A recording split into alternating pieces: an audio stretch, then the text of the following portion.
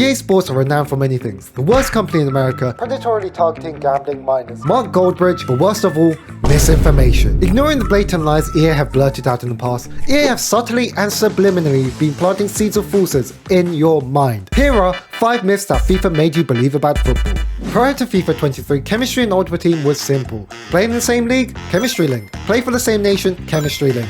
Play for the same team? Strong chemistry. And do all 3, you've got perfect chemistry. But this is far from the truth. Of course there are players who share some of these connections and have good chemistry, but there are equally as many players who don't. For example, Karim Benzema and Mateo Valbuena. They have more history together than Man City do as a club. Mudryk and Cucurella. I don't even think Cucurella has met Mudryk given how they play together. But that's exactly chemistry for you. It's something you build, nurture. It's not just a case of simply lumping 2 players of the same nationality together and bang, you have a partnership. Take players with good chemistry for example. Who would have thought Kane and Son would play well together? There's no way Son understands a word out of Kane's mouth.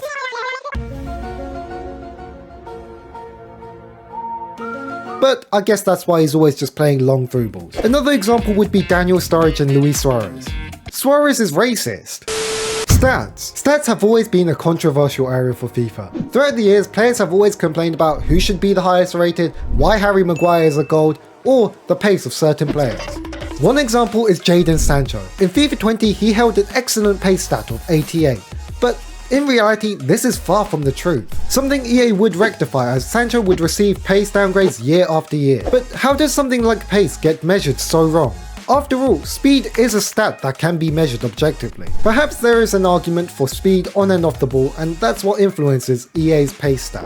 Something that is completely unforgivable though, is measuring the height of a player incorrectly. From FIFA 18 to FIFA 19, Kalidou Koulibaly lost 3 inches. That's the same size as my p. Going from a towering height of 6'5" to a mediocre 6'2" was a big nerf for the centre back. Though it's probably for the best, not only for the accuracy of the game, but also playing against the 6'5" partnership of Koulibaly and Van Dijk. Regardless, to this day people believe Koulibaly boasts this false height, discussing him to be this man-mountain of a defender. In fact, it's probably why Todd Boehly signed him. I mean, why else would you sign a 31-year-old for almost 40 million on a 4-year contract? He was clearly browsing the wrong FIFA game.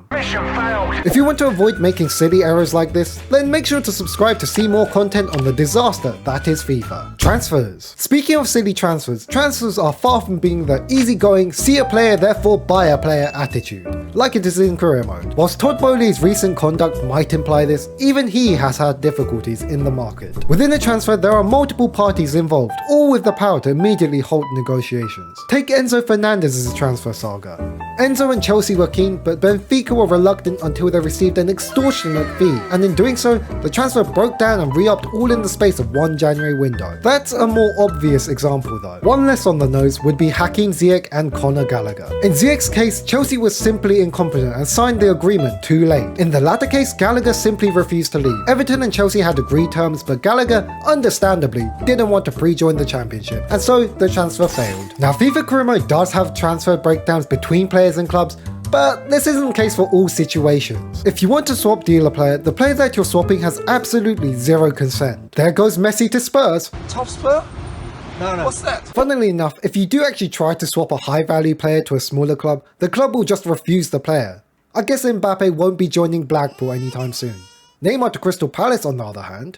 Longshot Simulator. Longshots, finesse shots, and generally any high skill goals are always a delight to see, whether it's done on a virtual or real pitch. The difference between the two, however, is the frequency of these goals. In reality, longshots have a very low chance of succeeding, with an XG below 0.1. Despite that, in the arcade-like reimagination of football, longshots have a significantly higher rate of conversion, even though the game openly recognizes that these sort of goals should be a rare sight. But that isn't sexy. We play FIFA because it is arcadey. Though high scoring games might be stressful, it's what keeps our brains hooked on the game. That and gambling. So the next time you urge your centre back to take a shot from range, just bear in mind, it isn't like the games. Most likely you'll be giving away a goal kick. Also, this doesn't just consider shooting, stuff like one-touch passing, long balls and skills are all too trivialized. And finally, the last myth that every FIFA player believes in are injury cards. Broke your arm? Apply a +5 arm. Take an arrow to the knee, +5 knee. Okay, obviously I'm joking. No one believes that. Right guys?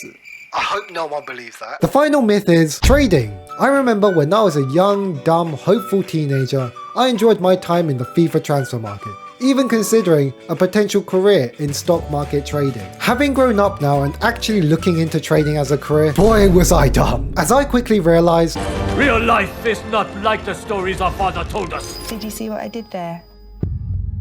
It's a scam. yeah, real life trading is a whole other ball ache and a hell of a lot more stressful than what FIFA led me to believe. It's far more intense and calculated than just applying a formation card or a chemistry style and upselling a player. Though upselling in itself is a real concept, stock market trading and FIFA transfer market trading are just simply nothing alike. Unfortunately, to the dismay of my younger self. So there are 5 myths FIFA led you to believe. Did you believe in any of them? Or do you have any myths of your own? Whatever it is, let me know down below. And if you want to watch more myths and lies that EA told us, click here. Thanks for watching and have a great day.